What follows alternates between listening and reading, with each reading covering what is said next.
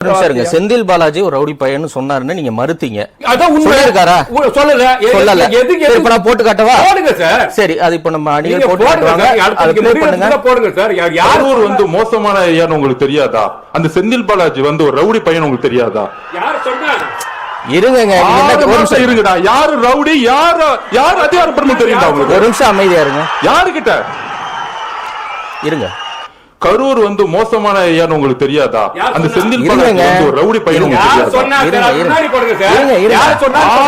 இருங்கடா. யாரு ரவுடி, யார் சொன்னா சரி, யார் சொன்னா சொல்லுங்க. யார் சொன்னா? யார் சொன்னா? கரூர் ஒரு ரவுடி பையன் சொன்னார்கள். சொல்லுங்க. நான் போடுறேன் சார் வீடியோ. சொல்லுங்க, போடுங்க. நான் போடுறேன் வீடியோ. நீங்க அதுக்கு முன்னாடி போடுங்க. நீங்க போடுங்க. ஏன் நீங்க வந்து பாத்தீங்க அத பத்தி கட் அண்ட் பேஸ்ட் பண்றீங்க? தாராளமா போடுங்க முஸ்தபா. போடுங்க முஸ்தபா. போடுங்க முஸ்தபா.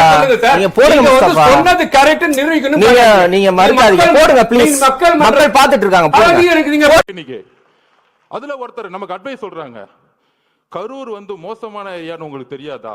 அந்த செந்தில் பாலாஜி வந்து ஒரு ரவுடி பையன் உங்களுக்கு தெரியாதா? 6 மாசம் இருங்கடா. யாரு ரவுடி, யார் அதிகாரப்படணும் தெரியும்டா உங்களுக்கு? யாருகிட்ட